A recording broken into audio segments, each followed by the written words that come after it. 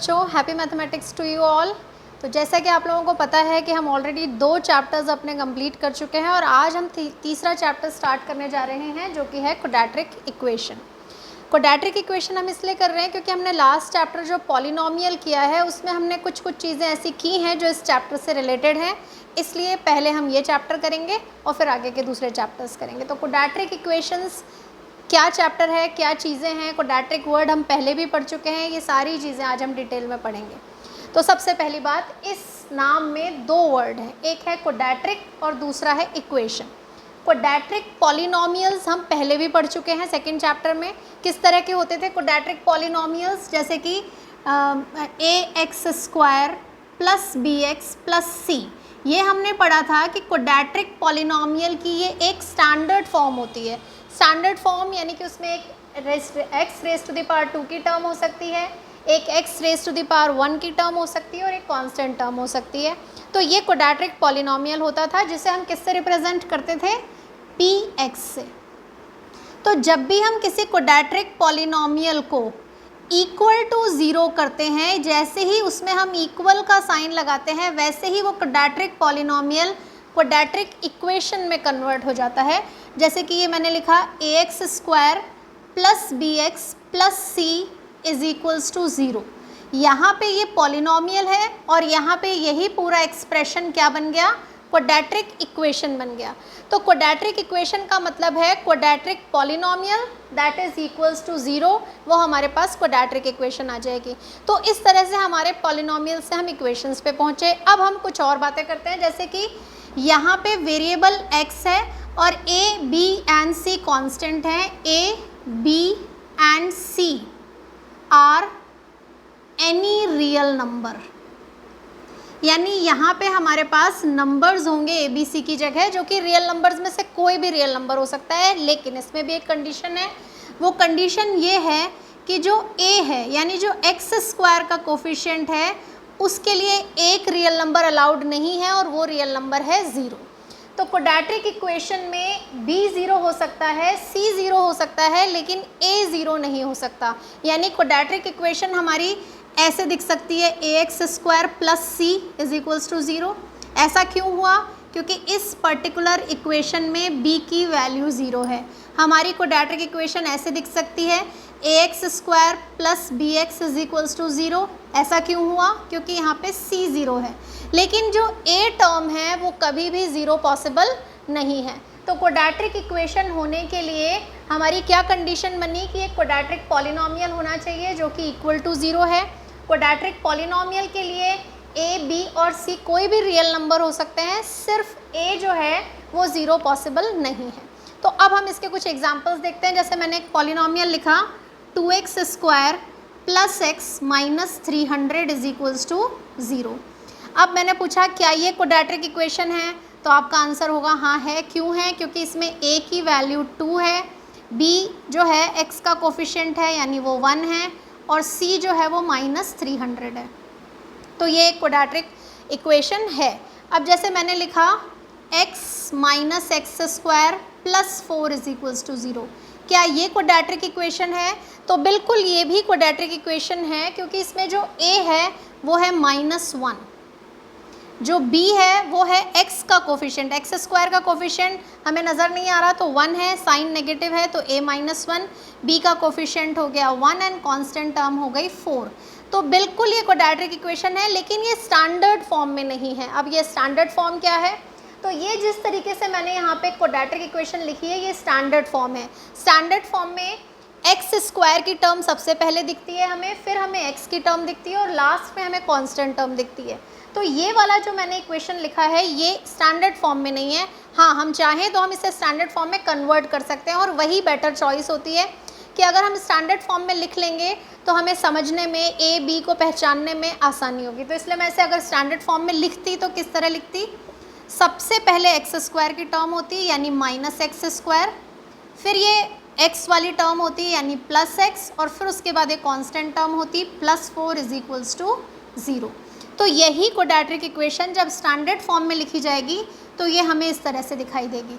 तो इस तरह से हमें पहचानना है कि हमारे जो इक्वेशंस दी गई हैं वो क्वाड्रेटिक हैं कि नहीं। तो इस पर हमारी एक्सरसाइज का पहला क्वेश्चन बेस्ड है।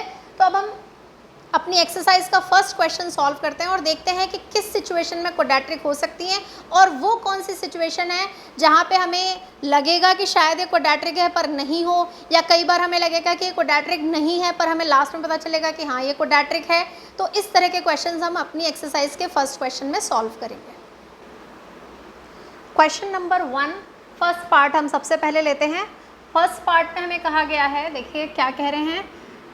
फर्स्ट पार्ट है x + 1 whole square is equals to 2 bracket x - 3।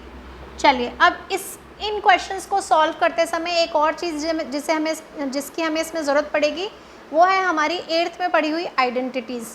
तो आइडेंटिटीज़ आपको सारी याद होनी चाहिए। एक बार उसी आइडेंटिटी से अब देखिए, जैसे इसमें फर्स्ट आइडेंटिटी अप्लाई हो रही है तो उससे अब अप्लाई करते हैं a + b whole square that is a square, यानी सबसे पहले x का स्क्वायर आया, फिर आता है 2ab यानी 2 × x × 1 यानी 2x, फिर b स्क्वायर यानी कि 1। तो इस तरह से ये सोल्यूशन हुआ। अब 2 से इसको मल्टीप्लाई करते हैं तो 2x और 2 को 3 से किया तो 6। अब क्योंकि क्वाड्रेटिक इक्वेशन में हमें इक्वल टू 0 चाहिए होता है तो इसलिए उस इक्वल टू साइन के उस तरफ जितनी भी चीज़ें हैं उन्हें हम इस तरफ ट्रांसपोज कर देंगे, यानी कि x स्क्वायर + 2x + 1 और ये दोनों चीज़ें ट्रांसपोज हो जाएंगी लेफ्ट हैंड साइड की तरफ, तो -2x + 6 = 0। अब जितना सिंप्लीफाई हो सकता है हम सिंप्लीफाई करेंगे। तो 2x से 2x कैंसिल हो गया और हमारे पास बच गया x स्क्वायर + 7 = 0। जैसे ही हमारे पास x स्क्वायर की टर्म हमें नज़र आई वैसे ही हम कहेंगे yes this is a quadratic equation, yes this is a quadratic equation.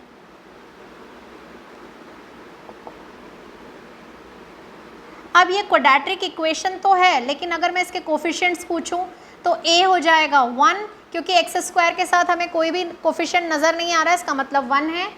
b हो जाएगा 0 क्योंकि हमें x की टर्म ही नज़र नहीं आ रही, इसका मतलब उसका कोफिशिएंट 0 है, तो b 0 हो गया। और c हो जाएगा हमारे पास 7। तो इस तरह से हमें a की वैल्यू 1, b की 0, c की 7 मिली। ये क्वाड्रेटिक इक्वेशन है। अब हम आते हैं अपने सेकेंड क्वेश्चन पे। तो सेकेंड क्वेश्चन में क्या कह रहे हैं, x square - 2x is equals to -2 bracket 3 - x। तो इसको तो काफ़ी सिंपल तरीके से हम सॉल्व कर सकते हैं। लेफ्ट हैंड साइड में सब कुछ ऐसे ही रखना है, राइट हैंड साइड में -2 से 3 को मल्टीप्लाई किया -6 और -2 को -x से किया तो +2x। फिर वही चीज़ जो मैंने आपको बताया, हमें सब चीज़ें ट्रांसपोज करनी है। तो x स्क्वायर - 2x, ये वाला 2x भी इधर आके -2x और ये +6 = 0। तो हमारे पास बचा x स्क्वायर - 4x + 6 = 0।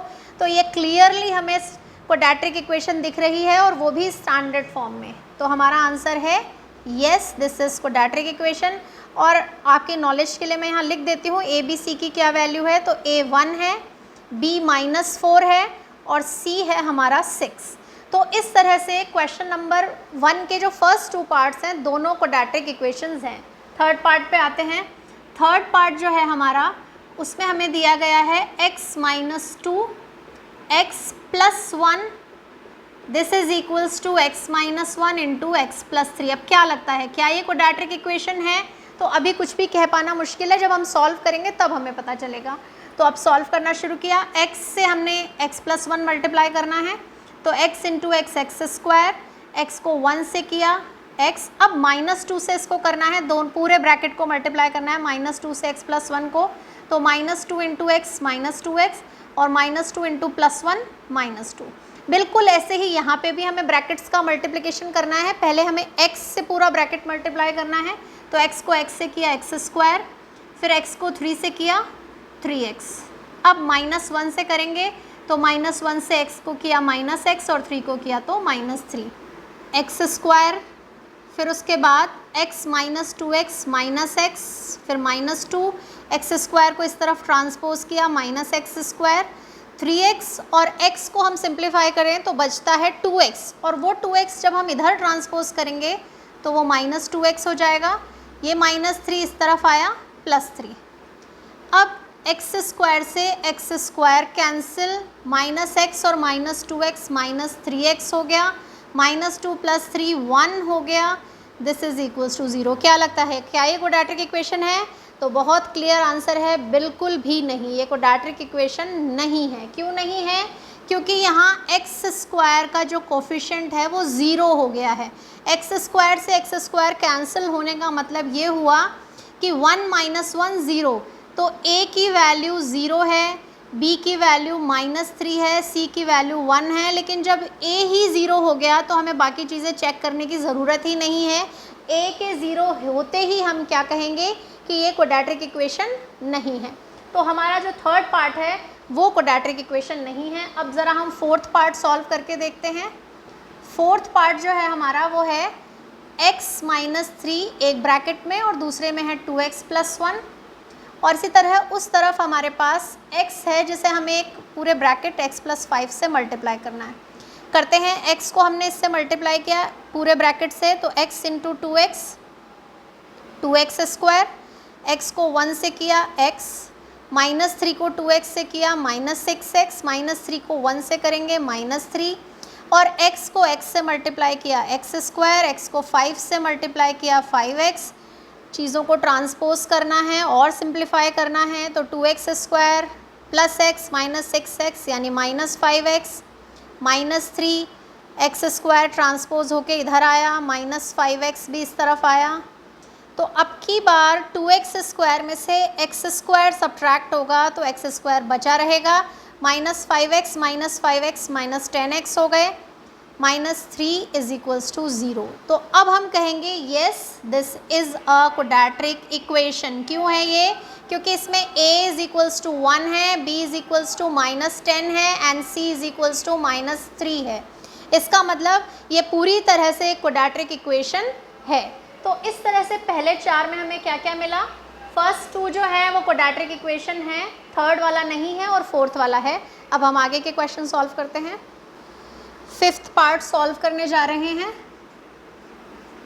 जिसमें हमें कहा गया है 2x माइनस 1 को हमें x माइनस 3 से मल्टीप्लाई करना है और x प्लस 5 को x माइनस 1 से करना है। अब ये पार्ट जो है ये आप लोग खुद भी सॉल्व कर सकते हैं, बिल्कुल वैसा ही है जैसे हमने इसके पहले वाले 2 पार्ट सॉल्व किए हैं। तो ज़रा देखते हैं, आप लोग इसको पहले खुद सॉल्व करके देखिएगा और फिर उसके बाद जो मैं कर रही हूँ उससे मैच कराइएगा। फिर देखिएगा कि जो मैंने लिखा और जो आपने किया क्या उसमें कोई डिफरेंस है या सब चीज़ें सेम हैं। अगर सब चीज़ें सेम है तो इसका मतलब आपको क्वेश्चन अच्छे से समझ में आ गया है। करके देखते हैं। 2x को हमें मल्टीप्लाई करना है सबसे पहले x से, तो वो बन जाएगा 2x स्क्वायर, फिर -3 से किया 6x, फिर -1 को करेंगे तो -x प्लस 3। यहाँ भी सेम ऐसे ही x को x से किया x स्क्वायर, x को 1 से किया x, 5 को x से किया 5x, 5 को -1 से किया -5। अब ट्रांसपोज करते हैं 2x square -6x -x -7x हो गया, और यहाँ से ये x स्क्वायर ट्रांसपोज होके इधर आएगा। इधर -x प्लस 5x बनता है 4x, जो कि ट्रांसपोज होके -4x हो जाएगा। -5 ट्रांसपोज होगा तो equal to +5 is equals to 0। 2x square में से हम x स्क्वायर सब्ट्रैक्ट करेंगे x स्क्वायर, -7x और -4x दोनों सेम साइन है, ऐड हो जाएंगे, -11x, और 5 और 3 का सम हो जाएगा 8। तो क्योंकि हमें यहाँ पे x स्क्वायर की टर्म अच्छे से नज़र आ रही है, इसका मतलब ये क्वाड्रेटिक इक्वेशन है। Yes this is a quadratic equation. और a की वैल्यू इसमें 1 है, b की वैल्यू -11 है और c की वैल्यू 8 है। तो यहाँ मैं तो खाली यस लिख रही हूँ, लेकिन आपको लिखना चाहिए yes this is a quadratic equation. ठीक है, तो इस तरह से हम फिफ्थ पार्ट सॉल्व करेंगे। अब हम करते हैं सिक्स्थ पार्ट। तो सिक्स्थ पार्ट में हमें दिया गया है x square plus 3x plus 1। इसमें हमें कुछ भी सॉल्व करने की ज़रूरत नहीं है। दूसरी साइड पे हमें x माइनस 2 होल स्क्वायर दिया है और इस पे हम अलजेब्रा की सेकेंड आइडेंटिटी अप्लाई करेंगे। तो अब ये कैसा दिखेगा? x square plus 3x plus 1। Second identity के हिसाब से पहले x स्क्वायर, फिर -2ab यानी 2 into x into 2 that is 4x, और फिर 2 स्क्वायर यानी कि 4। अब यहाँ पे क्या हो रहा है, यहाँ फिर एक्स स्क्वायर से एक्स स्क्वायर कैंसिल होने जा रहा है। कैसे? पहले मैंने ये पूरी चीज़ लिखी और फिर मैंने इसको ट्रांसपोज किया। ट्रांसपोज करते ही सबके साइन चेंज हैं, ये negative, 4x positive, 4 negative is equals to 0। X square एक नेगेटिव और एक पॉजिटिव एक दूसरे को कैंसिल कर देगा। 3x प्लस 4x हो गया 7x minus 3 is equals to 0। जैसे ही हमें एक्स स्क्वायर की टर्म यहाँ नज़र नहीं आई, हमने लिख दिया no this is not a quadratic equation. इसमें a 0 हो चुका है, a 0 हो गया, इसका मतलब अब ये क्वाड्रेटिक इक्वेशन नहीं है। तो इस तरह हमें पता चला कि ये क्वाड्रेटिक इक्वेशन नहीं है। अब हम आते हैं नेक्स्ट पार्ट पे, 7th पार्ट जो है इसका। इसमें कहा गया है x plus 2 whole cube is equals to 2x bracket 2x square minus 1। अब यहाँ फिर से अलजेब्रा की आइडेंटिटी हमारे काम में आएगी और आइडेंटिटी है a plus B whole cube.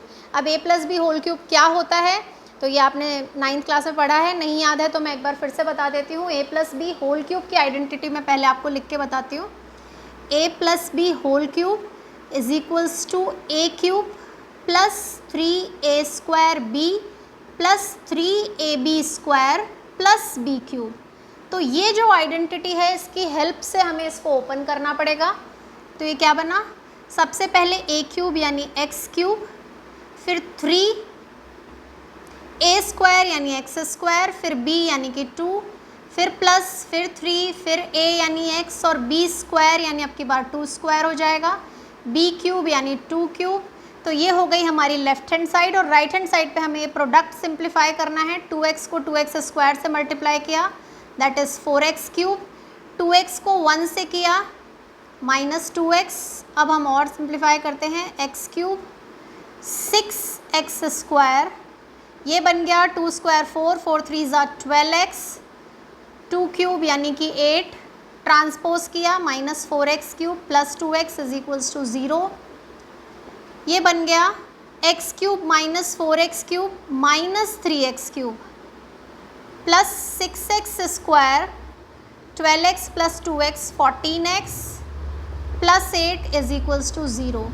यहाँ तो x स्क्वायर का कोफिशिएंट 0 भी नहीं है, ठीक है, x स्क्वायर का कोफिशिएंट है 6, फिर भी ये जो इक्वेशन आई ये क्वाड्रेटिक इक्वेशन नहीं है। अब ऐसा क्यों हुआ, तो ध्यान दीजिए, जब मैंने आपको डेफिनेशन बताई थी तो मैंने कहा था कि हमारा जो पॉलिनोमियल है जिसको हम 0 से इक्वेट करते हैं वो एक क्वाड्रेटिक पॉलिनोमियल होना चाहिए, लेकिन ये क्वाड्रेटिक पॉलिनोमियल नहीं है। इसमें x की डिग्री मैक्सिमम जो आ रही है वो 3 है, तो यानी इस पॉलिनोमियल की डिग्री 3 है।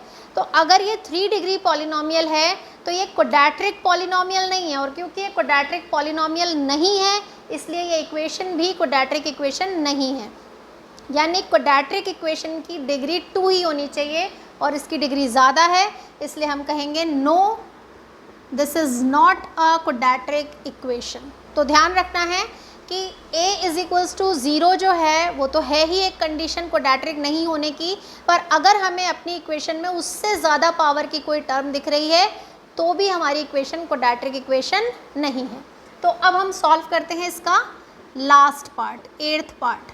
8th पार्ट में कहा गया है x cube minus 4x square minus x plus 1। अब यहाँ पे भी हमें 3 डिग्री का पॉलिनोमियल नज़र आ रहा है, लेकिन चेक ये करना है कि कहीं ऐसा तो नहीं है कि वो यहाँ से हट जाए। चेक करते हैं। तो x क्यूब यहाँ तो हमारे पास सॉल्व करने के लिए कुछ है नहीं, तो ये सब जैसे हैं वैसे ही रहेंगे। और उस तरफ जैसा कि मैंने बताया आइडेंटिटी लगेगी a plus B whole cube की जगह a minus B whole cube की। हालांकि अगर हमें अलग से आइडेंटिटी याद नहीं है तो कोई दिक्कत नहीं है, जहाँ जहाँ b है वहाँ वहाँ -2 रिप्लेस कर देंगे तो हमारा आंसर आ जाएगा। करके देखते हैं, x क्यूब, फिर उसके बाद है प्लस 3a स्क्वायर यानी x स्क्वायर और b यानी कि -2, फिर प्लस, फिर 3, फिर x और अब की बार -2 स्क्वायर और फिर आएगा हमारे पास -2 क्यूब। सॉल्व करते हैं, x cube minus 4x square minus x plus 1, x cube ये बन जाएगा -6x स्क्वायर और ये 2 स्क्वायर 4 होता है तो ये 4 3 ज़ा 12x हो गया और ये -2 क्यूब है तो ये -8 हो जाएगा। अब हम फिर से सबको एक तरफ ट्रांसपोज करते हैं, तो X cube minus 4x square minus X plus 1 minus X cube plus 6x square minus 12x plus 8 is equals to 0। सारी चीज़ें ट्रांसपोज हुई, सबके साइन चेंज हो गए। अब की बार एक्स क्यूब ने एक्स क्यूब को कैंसिल कर दिया, यानी शुरू में हमें ऐसा लग रहा था कि इसमें डिग्री 3 है, लेकिन एक्चुअली उस पॉलिनॉमियल की डिग्री 3 बची नहीं है। चेक करते हैं कि और आगे क्या सॉल्व हो रहा है। Minus 4x square plus 6x square 2x square हो गया, माइनस एक्स और माइनस 12x मिलके माइनस 13x हो गए, प्लस 1 और प्लस 8 मिलके 9 हो गए। और यहाँ पे हमारे पास जो भी चीज़ें हैं वो इसको क्वाड्रेटिक पॉलिनॉमियल बना रही हैं, तो हम कहेंगे yes this is a quadratic equation. तो a इज़ इक्वल्स टू 2 है यहाँ पे, b is equals to minus 13 है और c इज़ इक्वल्स टू 9 है। तो इस तरह से हमें फर्स्ट क्वेश्चन में क्या करना है, पहचानना है कि कौन सी क्वाड्रेटिक इक्वेशंस हैं और कौन सी नहीं हैं। इसके बाद जो क्वेश्चंस आते हैं उनमें हमें इसकी एप्लीकेशंस अप्लाई करनी है कि हमें क्वाड्रेटिक इक्वेशन मिलती कहाँ कहाँ है, रियल लाइफ सिचुएशन में हमें किस जगह क्वाड्रेटिक इक्वेशन मिलेगी और आगे हमें उसे कैसे सॉल्व करना है, उसे क्वाड्रेटिक की फॉर्म में कैसे चेंज करना है। तो ये सब अब हम सेकेंड क्वेश्चन से करेंगे। अब हम करने जा रहे हैं क्वेश्चन नंबर 2। क्वेश्चन नंबर 2 क्या कह रहा है, represent the following situation in the form of quadratic equation. ठीक है, यानी कि हमें एक सिचुएशन दी जाएगी और हमें उस सिचुएशन की एक इक्वेशन फ्रेम करनी है जो क्वाड्रेटिक फॉर्म में होनी चाहिए। तो अब इन इक्वेशंस में हमसे कुछ चीज़ें पूछी जाएंगी। जैसे इस क्वेश्चन को पढ़ते हैं, यहाँ कह रहे हैं the area of rectangular plot is 528, the length of plot is 1 more than twice it's breadth. और हमें जो चीज़ फाइंड आउट करनी है, we need to find the length and breadth of plot, यानी हमें लेंथ और ब्रेड्थ दोनों फाइंड आउट करनी है। तो हमें किसी एक को x अज्यूम करना है। एक और बात ध्यान रखनी है कि हमें यहाँ पे दो चीज़ें पूछी गई हैं, पर हम एक को x लेंगे और दूसरी को x की फॉर्म में लेंगे, यानी हम दो वेरिएबल्स यूज़ नहीं करेंगे जैसे हम लीनियर इक्वेशन में कर रहे थे। दो चीज़ों के लिए हम एक को x एक को y से रिप्रेजेंट कर रहे थे। अगर हम यहाँ पे y से रिप्रेजेंट कर भी रहे हैं तो हमें y को x की फॉर्म में चेंज करना पड़ेगा। जैसे कि इस क्वेश्चन को मैं कैसे करूँगी, यहाँ इन्होंने लेंथ के बारे में तो बताया है कि लेंथ जो है वो ब्रेड्थ के ट्वाइस से 1 ज़्यादा है, ब्रेड्थ के बारे में कुछ नहीं बोला, तो हम शुरुआत वहीं से करेंगे। Let the breadth be x, let the breadth be x metres, क्योंकि हमारी सारी लेंथ जो है वो हमें मीटर्स में यूज़ करनी है, तो इसलिए हम उसको x मीटर्स लेंगे। देन लेंथ बी, अब लेंथ के बारे में उन्होंने कहा है कि वो ब्रेड्थ के ट्वाइस से 1 ज़्यादा है, तो वो कितनी हो गई 2x + 1 मीटर। अब अगर एरिया कैलकुलेट करने के लिए कहा जाए तो हम कैसे कैलकुलेट करते हैं, area of rectangle length into breadth होता है। तो लेंथ है हमारे पास 2x + 1 और ब्रेड्थ है x, तो हमने इन दोनों को मल्टीप्लाई कर लिया और मल्टीप्लाई करके ये हमारे पास एरिया है। एरिया हमें क्वेश्चन में कितना दिया गया है 528, यानी हमने ये जो एरिया कैलकुलेट किया है ये भी 528 है।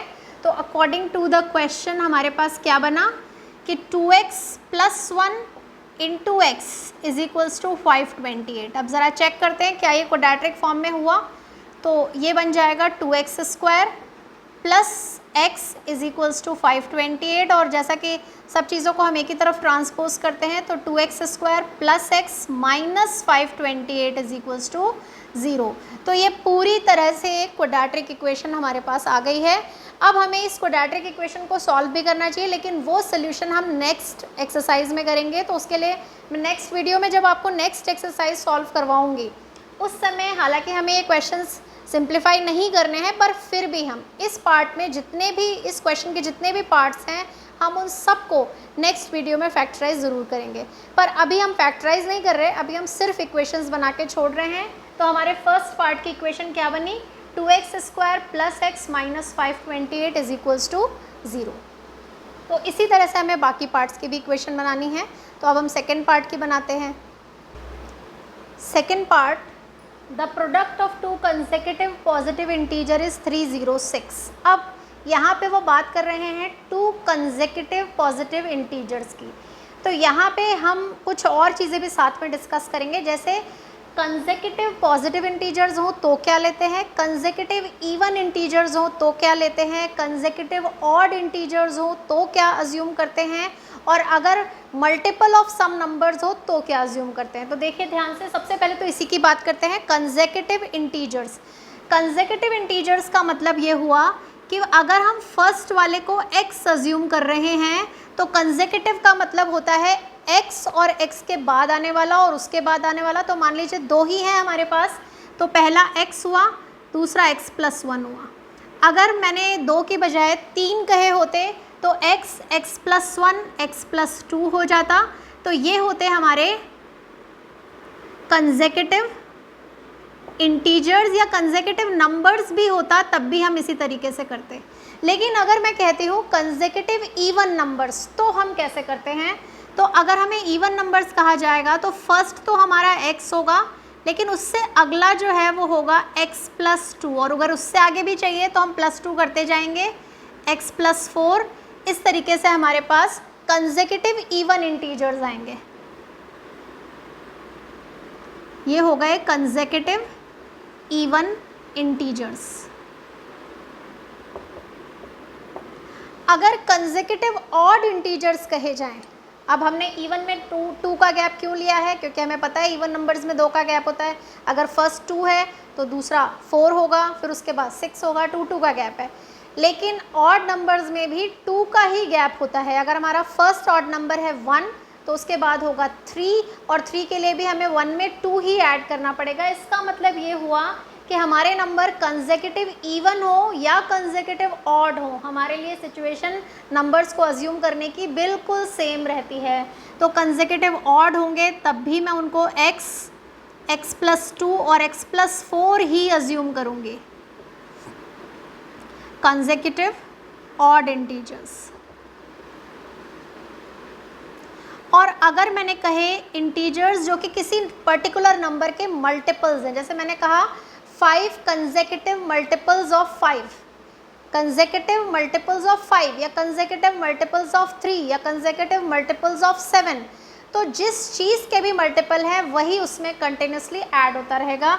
जैसे मैंने कहा कंसेक्यूटिव मल्टीपल्स ऑफ 5, तो अगर मैंने पहला x अज्यूम किया तो दूसरा x + 5 होगा, उससे अगला जो है वो x + 10 हो जाएगा। अगर मैंने कंसेक्यूटिव मल्टीपल्स ऑफ 7 कहे तो पहला x होगा, दूसरा x + 7 होगा, तीसरा x + 14 हो जाएगा, यानी 7 + 7। तो कंसेक्यूटिव मल्टीपल्स जो होते हैं उसमें हमें क्या करना होता है, जिस चीज़ के मल्टीपल्स हैं वही ऐड करना पड़ता है। तो मल्टीपल्स के लिए सेम नंबर लेना है। मैंने यहाँ पे मल्टीपल 5 के लिए इसलिए मैं 5 ऐड कर रही हूँ। अगर मैं मल्टीपल ऑफ 7 लेती तो मैं 7 ऐड कर रही होती।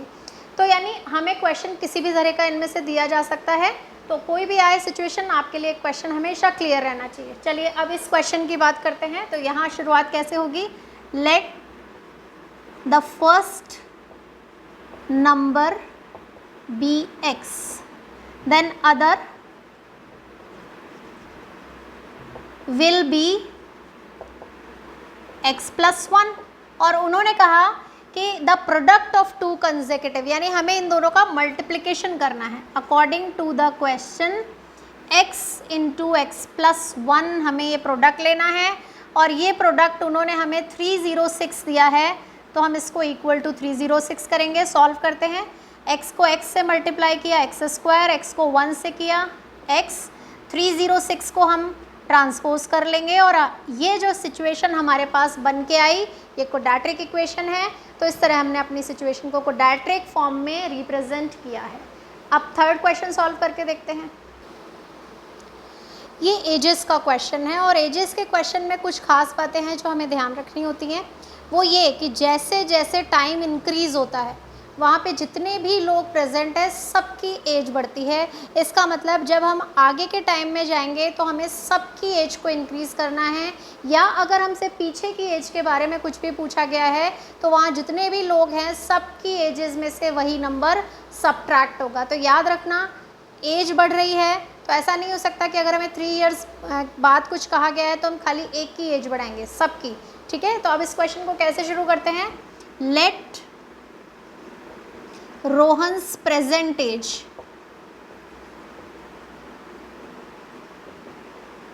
B X years. अब रोहन की एज तो हमने एक्स अज्यूम कर ली और उसकी मदर की एज के लिए पहले ही बताया गया है कि वो अपने सन से 26 ईयर्स ओल्डर हैं। तो मदर की एज क्या हो जाएगी?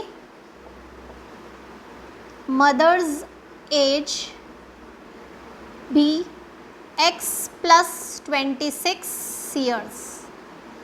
अब बात हो रही है आज की एज के बारे में, तो बात ही नहीं हो रही। बात किसकी हो रही है?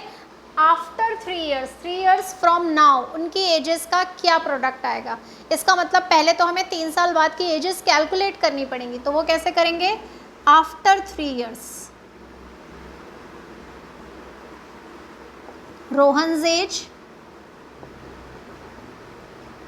उसकी एज हो जाएगी x प्लस 3 ईयर्स। और जैसा कि मैंने कहा कि 3 साल अगर पास हो गए हैं तो उसकी मदर की एज भी बढ़ जाएगी।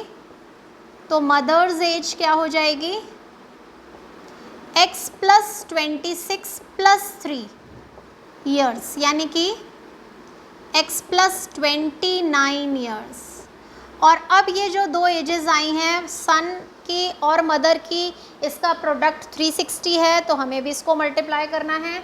तो अकॉर्डिंग टू द क्वेश्चन हमारा प्रोडक्ट है, हमारी तरह से अगर हम अपनी एज को मल्टीप्लाई करें तो हमारा प्रोडक्ट ये आ रहा है। और क्वेश्चन के अकॉर्डिंग यही प्रोडक्ट 360 है, तो हम इसको 360 से इक्वेट करेंगे। अब सॉल्व करते हैं। x को एक्स स्क्वायर, x को 29 से किया 29x, फिर 3 को x से किया 3x, फिर 3 को 29 से किया 87, दिस इज इक्वल्स टू 360। अब हम सिंप्लीफाई कर लेते हैं। 29 प्लस 3 32x और 87 के साथ हमें 360 को करना है सब्ट्रैक्ट। तो हमारे पास बचेगा x square plus 32x minus 273 is equals to 0। तो ये है हमारी इक्वेशन। और जैसा कि मैंने कहा सॉल्यूशंस भी करेंगे हम, लेकिन नेक्स्ट वीडियो में। तो इस तरह से हमारे पास ये सिचुएशन जो है क्वाड्रेटिक फॉर्म में कन्वर्ट हो गई।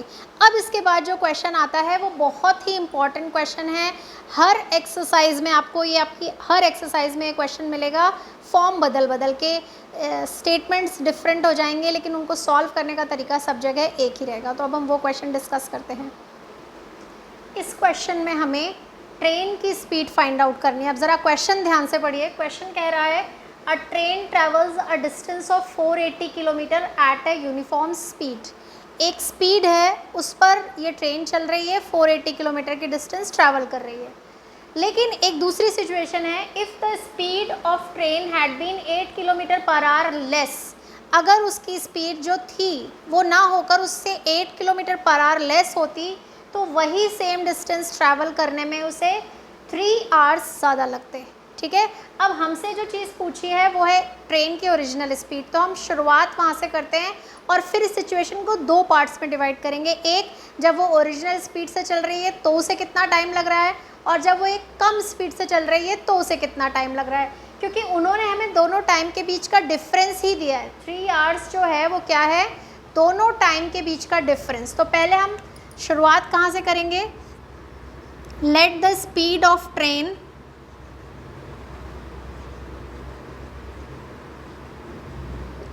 B x kilometre per our.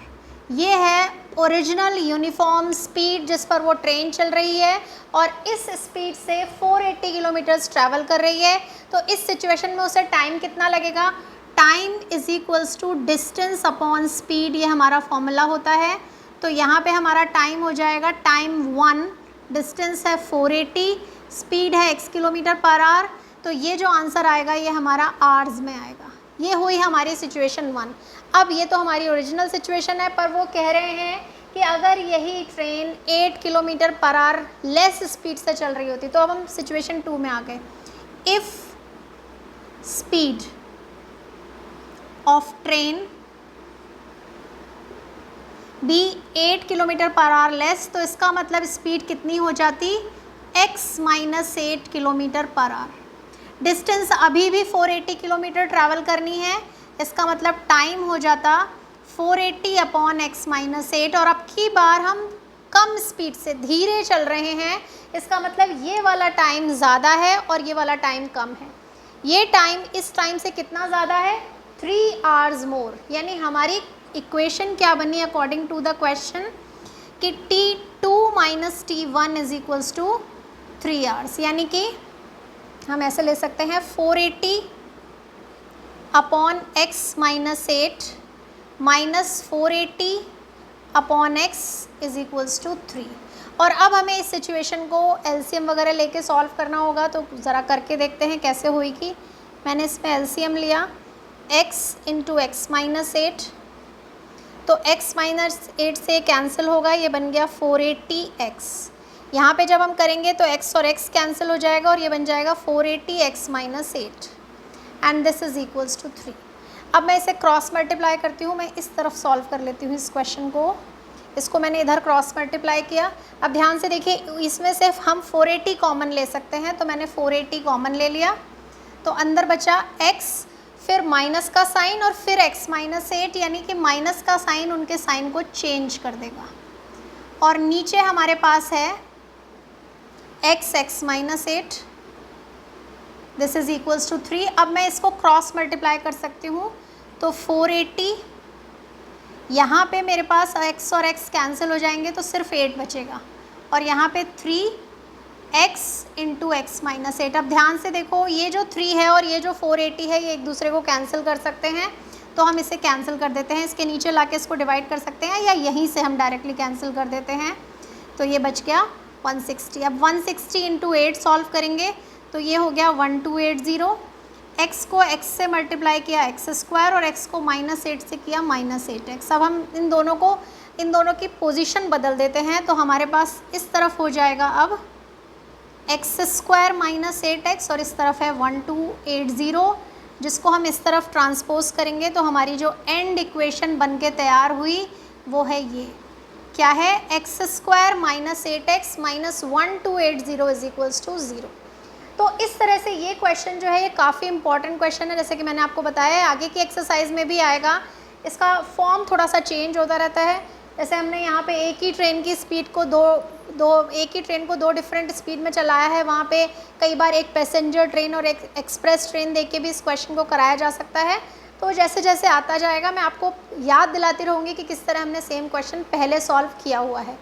तो ये है हमारी फर्स्ट एक्सरसाइज। इसमें हमें इन इक्वेशंस के सॉल्यूशंस नहीं निकालने थे, पर हम निकालेंगे अगले वीडियो में, जब हम इन्हीं सब तरह के क्वेश्चंस को सॉल्व करना सीखेंगे।